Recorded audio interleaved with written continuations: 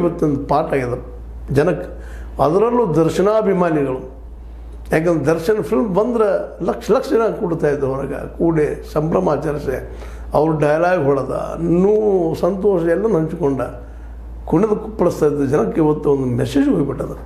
ಇಲ್ಲಪ್ಪ, ನೀ ಎಂಥ ಹೀರೋ ಇದ್ದರೂ ವಾಸ್ತವದ ಮುಂದೆ, ವಾಸ್ತವ ಬದುಕಿನ ಮುಂದೆ ನೀವೊಬ್ಬ ಸಾಮಾನ್ಯ ಮನುಷ್ಯ ಅನ್ನೋದನ್ನು ನೀವು ಸ್ಪಷ್ಟಪಡಿಸೋದು.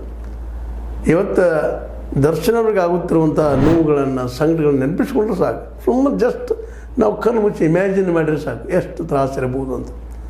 ಯಾಕಂದ್ರೆ ಒಳ್ಳೆ ಹಾಸಿಗೆ, ಹಂಸ ತೂಲಿಕಾ ತಲ್ಪ, ಸುಂದರವಾದ ಹೆಂಡತಿ, ಮತ್ತೇನೇನೋ ಸಂಬಂಧಗಳು, ಅದ್ರ ಜೊತೆಗೆ ಒಳ್ಳೊಳ್ಳೆ ಊಟ, ಆಹಾರ, ಆ ಪದ್ಧತಿ ಈ ಪದ್ಧತಿ ಎಲ್ಲನೂ ನೋಡಿ ಅನುಭವಿಸಿ ಬೆಳೆದಂಥ ಈ ವ್ಯಕ್ತಿ ಬಾಲ್ಯಾವಸ್ಥೆಯಿಂದಲೂ ಒಳ್ಳೆಯ ಸೌಲಭ್ಯಗಳನ್ನು ಪಡೋದು. ಹೇಳ್ತಿದ್ರೆ ಇಷ್ಟ ತೊಂದರೆ ಆಯಿತು, ಹಾಗಾಯಿತು, ಹೀಗಾಯಿತು. ಇಲ್ಲ, ಹಂಗೆ ಹೇಳ್ಕೊಳ್ಳೋಂಥ ತೊಂದರೆ ಆಗಿಲ್ಲ ಅವ್ರಿಗೆ. ಅದಕ್ಕಾಗಿ ಅವರು ನಿಜವಾಗಿ ಬದುಕಿನ ಅರ್ಥವನ್ನು ತಿಳ್ಕೊಳ್ಳಿಲ್ಲೋ ಏನೋ. ಯಾಕಂದ್ರೆ ಅವ್ರ ತಂದೆ ನಿಮಗೆ ಗೊತ್ತದ, ತೂಗುದೀಪ್ ಶ್ರೀನಿವಾಸ್ ಅವ್ರ ಆ್ಯಂಟಿ ಹೀರೋ ಇರ್ಬೋದು ಫಿಲ್ಮ್ಗಳಲ್ಲಿ, ಆದರೆ ಅವ್ರ ಬದುಕು ಭಾಳ ಚೆನ್ನಾಗಿತ್ತು.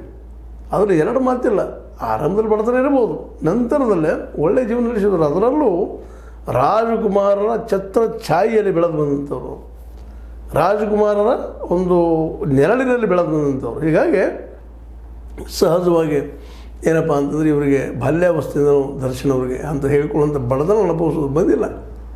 ಏನೋ ಅವ್ರಿಗೆ ಸಿಗಲಾರದಕ್ಕೆ ಸಿಟ್ಟು ಮಾಡ್ಕೊಂಡಿರ್ಬೋದು.